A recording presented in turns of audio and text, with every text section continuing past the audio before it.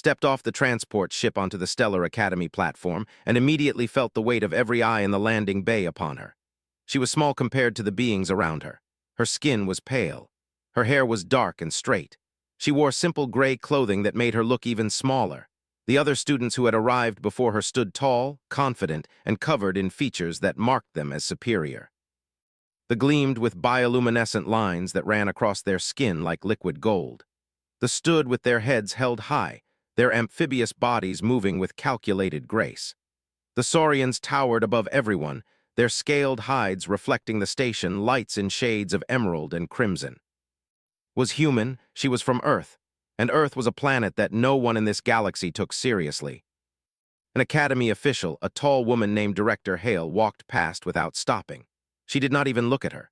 The director moved toward the saurian students and welcomed them warmly, speaking about their proud warrior traditions.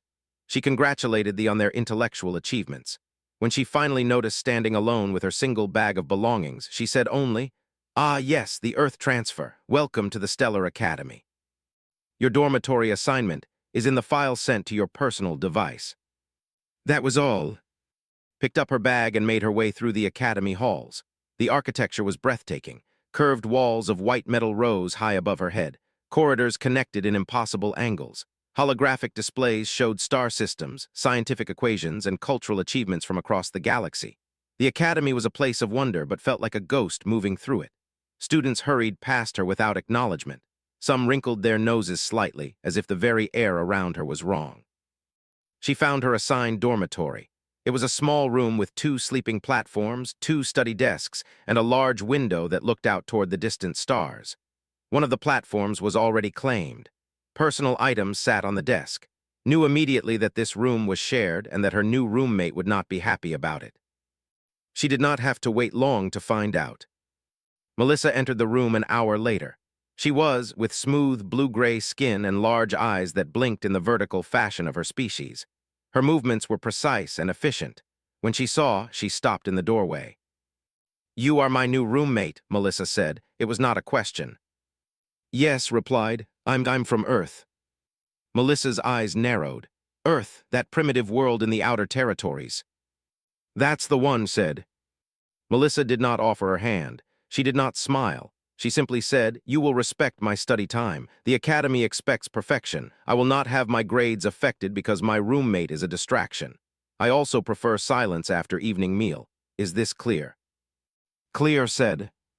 "Good." Melissa went to her desk and began unpacking her materials. She did not speak to again that night. Lay on her sleeping platform in the darkness and listened to the sounds of the station around her. Somewhere in the distance, machinery hummed. Occasionally, footsteps echoed in the corridors. The stars beyond her window were countless and cold. She thought of Earth, of her family, of the forests and mountains she knew. She thought of the storms that came without warning. She thought of the predators that hunted at night. She thought of surviving. The next morning attended her first classes. The academy's schedule was rigorous. There were sessions on galactic history, diplomatic protocol, scientific advancement, and cultural studies. In every classroom was the only human. In every classroom, she was ignored or treated with barely concealed disdain. During a lecture on planetary development, the instructor, a named Professor Lent, discussed Earth specifically. "The human species," he said, "is one of the few sapient races that has not achieved true technological mastery. They are survivors of a harsh environment, which explains their relative competence in biological fields. However, they lack the sophistication necessary for advanced civilization. We have offered them friendship and guidance, but progress is slow. It is believed they will eventually join the galactic community, but not for several generations yet." Listened without expression. She had heard these kinds of things before. Earth was seen as a problem to be managed, a species to be uplifted slowly and carefully, as if humans were children who could not be trusted with real knowledge. That evening, Melissa sat at her desk studying while prepared her evening meal using the room's small food unit. Melissa did not acknowledge her, ate in silence. When finished, she walked to the window and looked out at the stars. Melissa watched her for a moment, then went back to her studies. But something had shifted in that moment. Melissa had looked up because had stood very still, and there was something in her posture that seemed wrong, not threatening, just different, like someone waiting, like someone listening to something no one else could hear. The first week passed in this manner. Attended classes. She listened more than she spoke. She observed the social hierarchies of the academy. She noticed how students of different species avoided mixing unless necessary. She noticed how strength was valued above all other things. She noticed how the weak were ignored or... On the seventh evening, sat across from Melissa in the dining hall. The room was full of students speaking in various languages. Holographic menus floated above each table. Music played softly in the background. It was an ordinary moment in the academy's routine. Then smiled. It was not a big smile. It was not loud or demanding of attention. It was 3 weeks into the academy semester, was assigned to a survival simulation. The exercise was designed to test how well students could adapt to unexpected conditions using only basic tools and their knowledge of physics and biology. Most students relied heavily on the academy's portable technology to help them survive. They used environmental scanners to find food and water. They used communication devices to call for help. They used computational aids to calculate their location. Did none of these things. When the simulation began, she was dropped into a virtual environment with a small bag containing basic tools. A knife, rope, a container for water, a piece of cloth. Nothing that would help her survive through technology alone. The other students with her looked nervous. There was a named Chris, a named David, and a Saurian named. "We should establish a base camp first," Chris said, already scanning the environment with his device. "I am detecting water approximately 2 kilometers northeast." David nodded. His calculations confirmed this, simply said, "Lead the way." They walked for an hour, followed behind them saying nothing. She observed everything. The way the ground was shaped, the types of plants that grew in certain areas, the position of the sun, the temperature, the humidity in the air. When they reached the water source, Chris was triumphant, but noticed something the others had missed. "We should not camp here," she said. "Why not?" asked, irritated by her interruption. "This location has water and shelter." "Look at the water," said. "See how it moves and look at the ground around it. These marks in the soil are not old. This is a drinking place. Predators wait at drinking places." David checked his scanner. "There are no predators within 5 kilometers of this location, according to my device." "Your device cannot measure everything," said. She pointed to a series of tracks in the soft earth. "These are fresh, maybe 6 hours old, and the pattern suggests a large animal that hunts at dusk. We are approaching dusk." Chris looked at his device again. "My scanner detects no predators," but was already walking, followed her mostly because he was curious about what she would do. David and Chris exchanged looks, then followed as well. 20 minutes later, they heard a roar echo through the simulated valley behind them. If they had been at the water, it would have been exactly where they stood. The simulation continued for 4 days, made decision after decision that seemed strange to the others, but each one kept them alive. She built a shelter not in a cave as Chris suggested, but on the elevated branch of a tree where no ground predator could reach them. She identified plants that were safe to eat not through botanical knowledge, but by watching which animals ate them first. She navigated by looking at the stars and the way the wind moved, not through calculation. When the simulation ended, the instructors were confused. They reviewed the data and found that team had the highest survival rate and the lowest resource consumption of any group. But more troubling to them was that seemed to navigate the environment as if she could sense things that the Academy's advanced scanners could not detect. An instructor named Professor Dane asked her about it in the debriefing. "How did you know about the predator at the water source? Your scanner could not have detected it." Consider the question carefully before answering. On Earth, many places will kill you.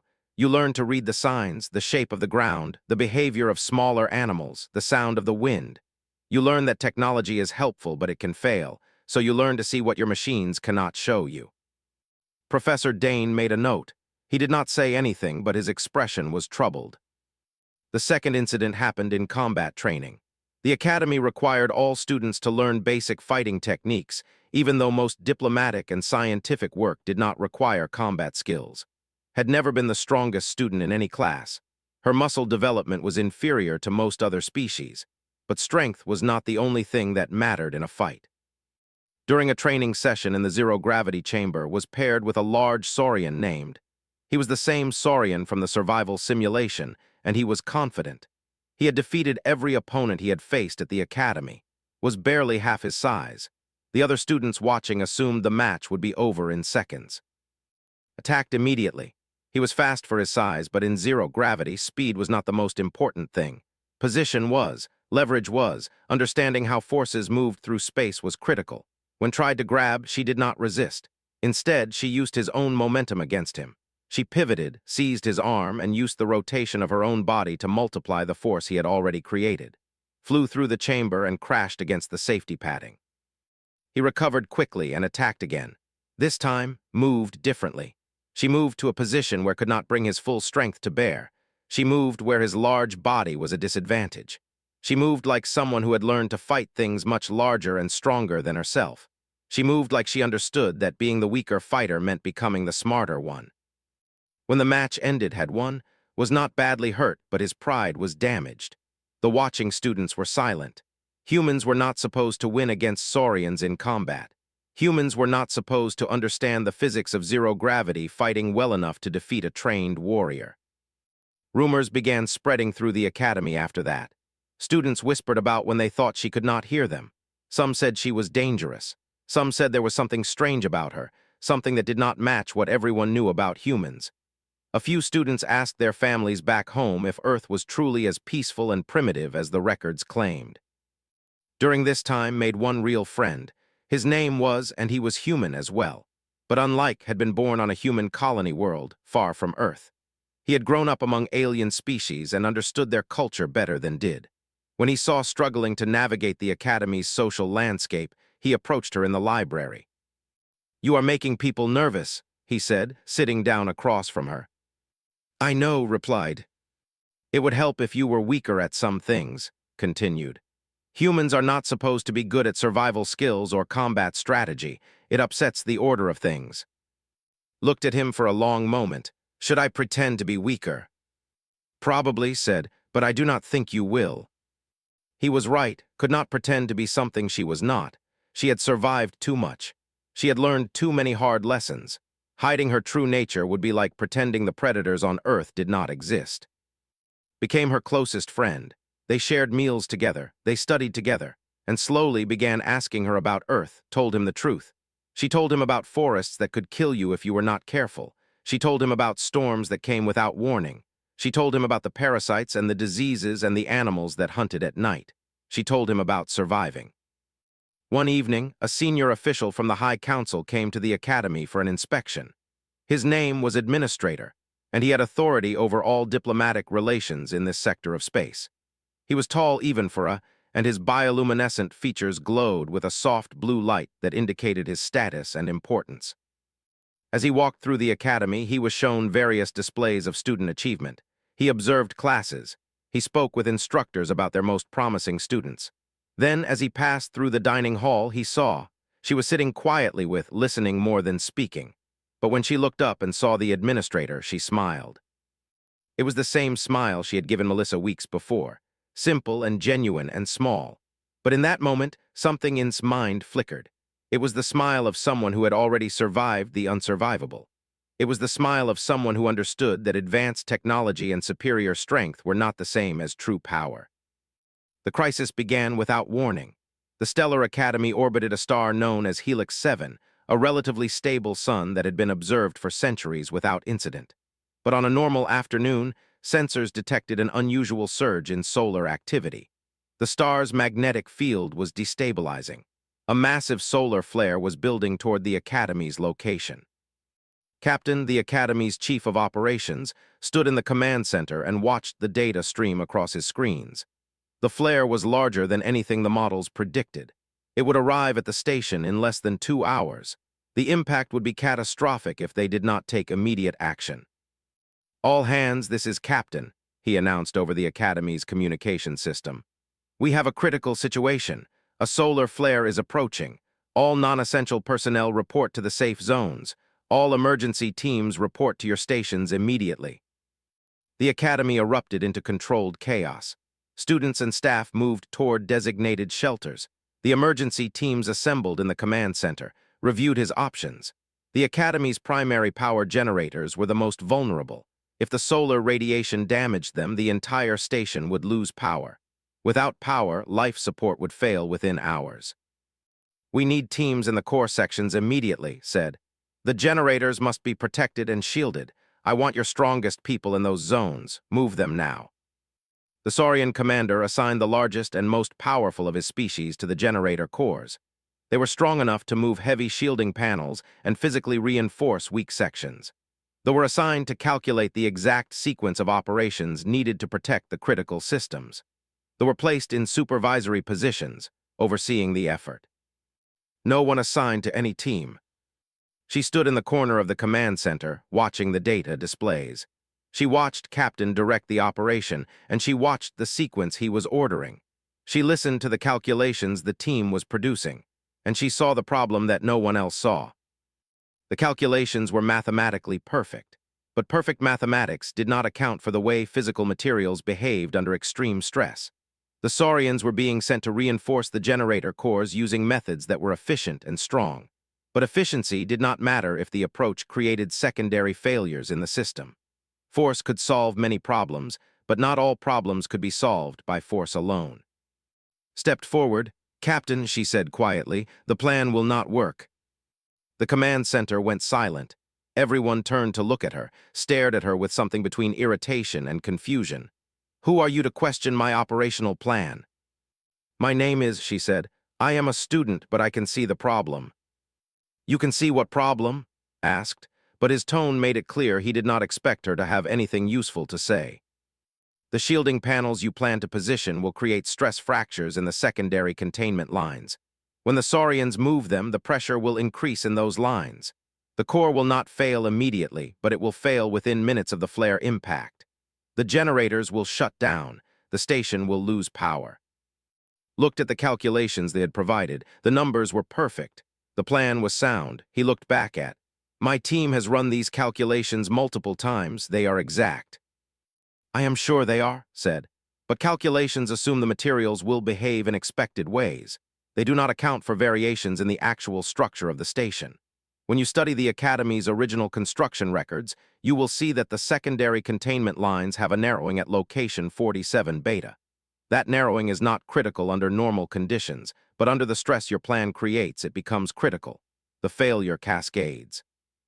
David, the who had been on the survival simulation with, stepped forward. Let me check the construction records, he said. 30 seconds later, he confirmed what it said. The narrowing was there. It was small, but it was real. Captain felt cold realization wash over him. His plan would have caused the very disaster he was trying to prevent. What do you suggest? He asked. Moved to the data display and began explaining. Instead of using force to reinforce the generators, they needed to use precision. Instead of moving the heaviest shielding, they needed to move the right shielding to the right locations. Instead of concentrating power on making the generators stronger, they needed to distribute the shielding load to prevent stress concentrations. She explained how different species had different advantages, and how those advantages should be used differently than had planned.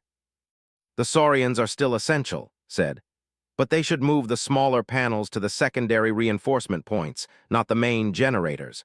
They should calculate the exact load distribution, not just the shield strength. They should supervise the connection points because precision matters here, not just speed. Listened, then he gave new orders based on suggestions. What followed was 18 hours of intense work. The emergency team moved through the station's dangerous core sections, implementing his plan. She coordinated the effort, moving between teams, adjusting the strategy as new problems emerged. When the Saurians encountered a collapsed section that was not on any map, was there with a solution. When the calculations had to be adjusted because a system was degrading faster than expected, suggested the revision before anyone else realized the problem existed. She did not sleep. She moved through the station, pulling people from danger, calculating probabilities, understanding patterns that seemed invisible to everyone else. She was in the right place at the right moments.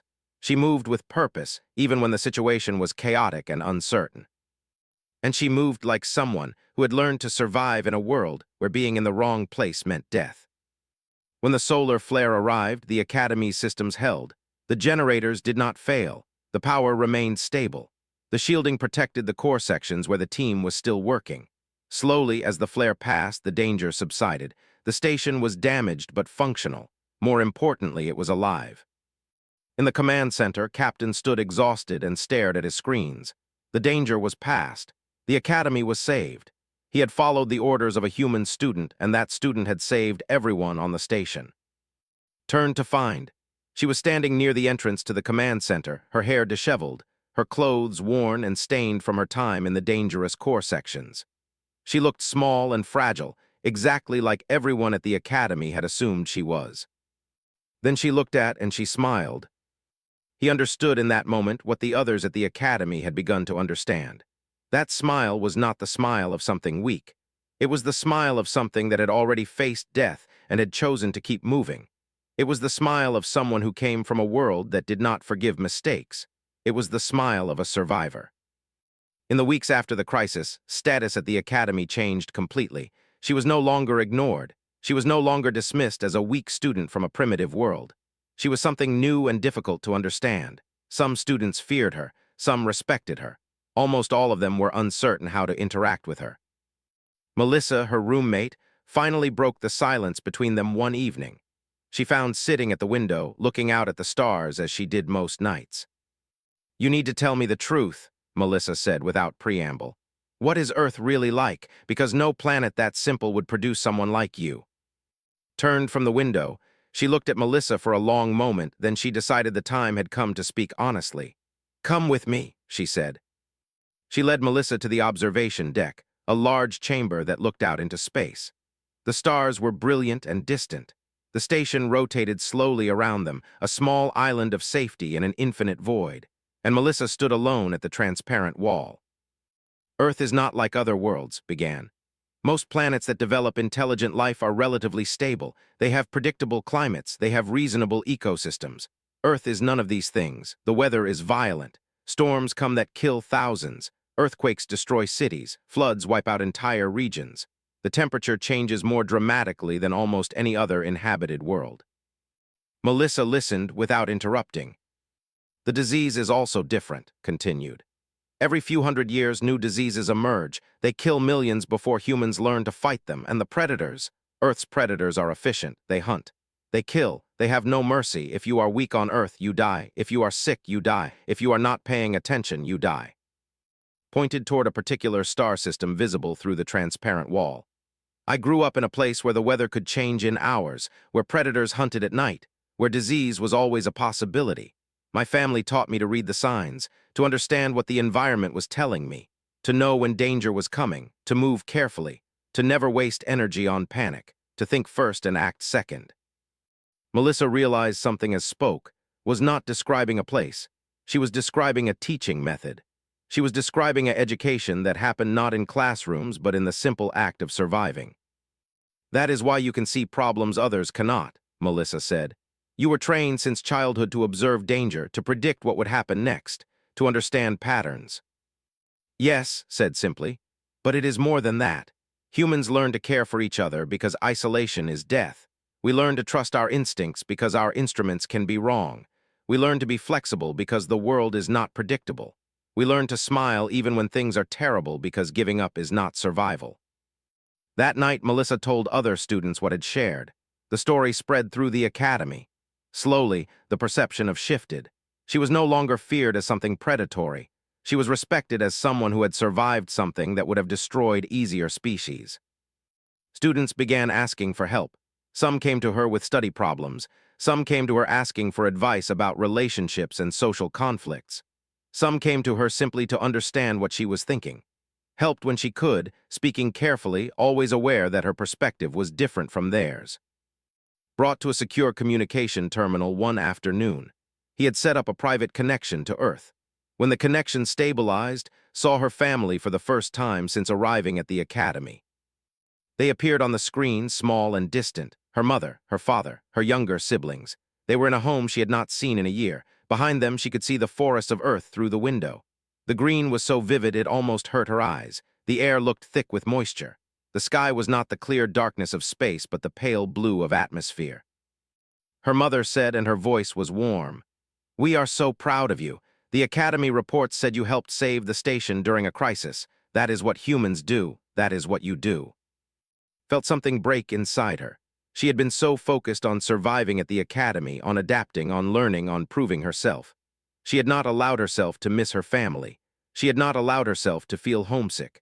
But now, seeing them, she realized how far from home she was. Her father spoke next. The Academy is learning about you. Soon all the worlds will know about humans, about what we can do. This is important. This is why we sent you there, not to become like them, but to show them what we are. The communication lasted an hour.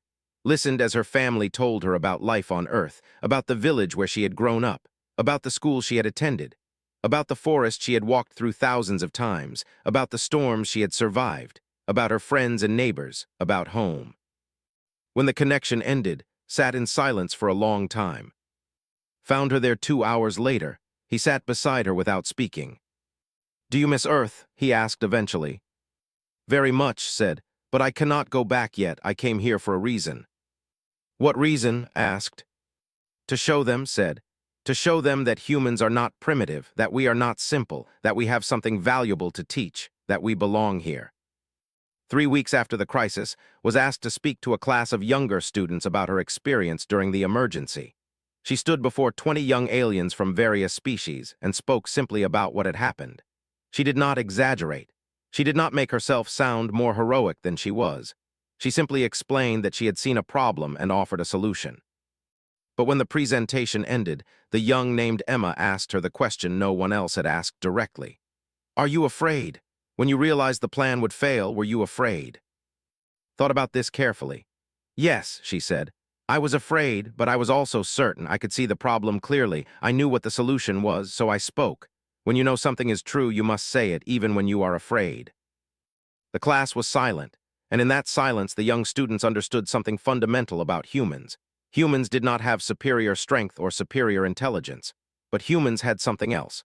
Humans had the capacity to be afraid and to act anyway. They had the capacity to see truth and to speak it even when it was dangerous. They had survived their world not because they were better than everyone else, but because they refused to give up. That afternoon received a message. Administrator, the official who had visited the academy before the crisis, was returning to the station. He wanted to speak with her personally. The message indicated that this was not a small meeting. This was something important, something official. Prepared for the meeting by doing what she always did. She moved through the academy. She observed people. She paid attention to the subtle signs they gave away.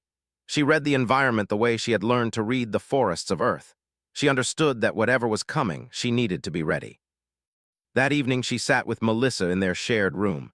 Melissa was studying, but she watched from the corner of her eye. Melissa had come to understand that was never just sitting or resting. She was always preparing, always thinking, always planning for what came next. "What will you tell him?" Melissa asked finally. The graduation ceremony was held in the Academy's main auditorium. The space was vast and beautiful, with walls that displayed images of the greatest achievements of the galactic civilization. Thousands of stars floated in the holographic display. Great ships moved through space. Scientists made discoveries. Ambassadors signed treaties. All of these images suggested a universe that was ordered, advanced, and controlled by the great species who had already proven themselves superior. Stood with the other graduating students, wearing the Academy's formal attire. Around her were in flowing robes that shimmered with light. Saurians stood tall in simple but dignified garments, moved with calculated grace in their own formal wear, was small in comparison. She was dressed simply. She looked almost like a child among giants. But no one watching her face saw weakness. They saw certainty. They saw someone who knew exactly where they belonged. The ceremony began with speeches about achievement and the future of the galaxy. The Academy's director, Hale, spoke about the great accomplishments of the graduating class. She mentioned scientific breakthroughs. She mentioned students who would become important diplomats and leaders. She did not mention by name. But when the time came for the distribution of diplomas, the High Council members who had come to present them seemed to have a different opinion. The Council's delegation included 5 members, each representing a different sector of the galactic government. Their leader was Administrator. Had requested special assignments. Instead of simply handing diplomas to the students as they passed before him, he wanted to speak briefly with each graduate about their future plans. For most students, this was a single question and a quick response. But when stepped forward, asked her to stay and speak. "You are from Earth," said. It was not a question. "Yes," replied. "Tell me," said. "What are your intentions now that you have graduated? What will you do with your education?" Answered clearly. I want to go home to Earth. I want to help my world develop peaceful relationships with the galactic community. I believe that humans have much to learn from other worlds. But I also believe that humans have much to teach. We come from a place where survival is not guaranteed, where every day requires strength and intelligence and cooperation. I think the galaxy could benefit from understanding what humans have learned. Studied her face as she spoke. The Academy report says you helped save this station during a solar emergency, that you understood problems that our most advanced minds could not see. Can you explain how you did this? My home taught me to observe carefully, said. On Earth, if you do not pay attention to small signs, you die.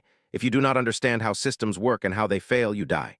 If you do not think several steps ahead, you die. Humans are not the strongest species. We are not the most intelligent individually. But we are survivors. We have learned to think in ways that keep us alive. Sometimes, thinking like a survivor shows you things that thinking like a comfortable civilization does not. The other council members leaned closer to listen, was quiet for a long moment. Your species is considered primitive, he said finally. Your technology is centuries behind ours. Your civilization is small and fragmented. Many doubt that humans have anything valuable to contribute to the galaxy. I understand, said, but sometimes the most valuable things are the simplest. Sometimes being weak teaches you things that being strong hides from you. Smiled, it was the first time I'd seen this cold, powerful being smile. Sit with us during the celebration afterward, he said. I want to speak with you more. That evening, after all diplomas had been distributed and the formal ceremony was complete, sat with the council members and other important officials in a private hall. She was the only human present. She was the smallest being in the room, but no one dismissed her. Asked her questions about Earth, about the dangers of her world, about how humans had survived for thousands of years without the technology that other species depended on, about what humans valued, about human culture and history and the way humans understood their place in the world. Answered truthfully. She did not exaggerate. She did not make Earth sound more impressive than it was. She did not claim that humans were equal to other species in strength or intelligence. She simply spoke about what Earth was, what humans were, what they had learned from their harsh world. When the gathering ended late that night, walked to the corridor outside. I will make a recommendation to the council, he said. I will suggest that Earth be recognized as a developing member of the galactic community, not a primitive species to be guided slowly and carefully, but an equal species with something valuable to offer. It may take time for the other council members to agree, but I believe it will happen. Felt something shift in the universe at his words. She had come to the academy as a ghost, a forgotten student from a forgotten world. And now, standing in a corridor of the great station, she was changing the path of her entire species. Thank you, she said. Do not thank me yet, replied. The work has only begun. 2 weeks later, boarded a ship that was returning toward Earth. The Academy had arranged for her to travel with a diplomatic delegation that would bring news of her graduation and achievement back to human space. Melissa came to see her off at the docking bay. You changed everything, Melissa said as they stood in the goodbye. When you first arrived, you were ignored. Now the entire council knows your name.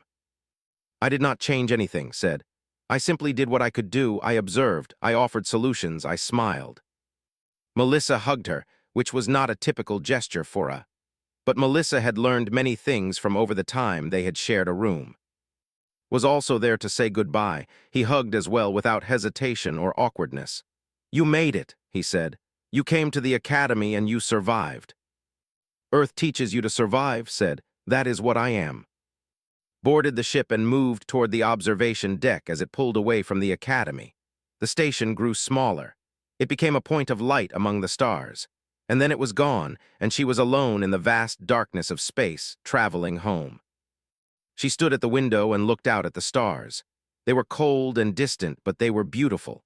She thought about the academy, about Melissa and about captain and administrator, about the crisis she had survived, about the things she had learned. And then, looking at the stars that seemed to stretch forever in every direction, smiled. It was the same smile she had given to everyone who had underestimated her. Small and genuine and certain. It was the smile of someone who had looked death in the face and had chosen to keep moving. It was the smile of someone from a harsh world that had taught her everything she needed to know about survival. But it was also a new smile, because now it was the smile of someone who had changed the galaxy. Someone who had shown that the smallest and weakest could teach the greatest and strongest. Someone who had proven that survival was its own form of genius. The ship moved through the darkness toward Earth, carrying home. And in the corridors of the Stellar Academy, in the offices of the High Council, in the minds of every student and official who had met her, his presence remained. The quiet human girl who had smiled her way into the hearts and minds of an entire civilization. And the future was no longer certain. The galaxy would never again look at humans as primitive. It would look at them as survivors, as creatures who had learned to endure, as beings with something valuable to teach a universe that had believed it already knew everything. Turned from the window and returned to her cabin.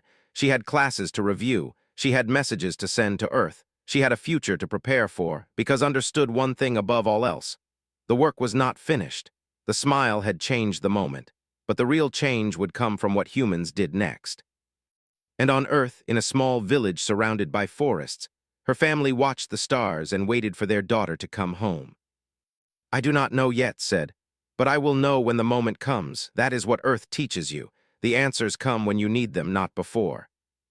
Melissa smiled slightly. It was a very human thing to say. It was also very.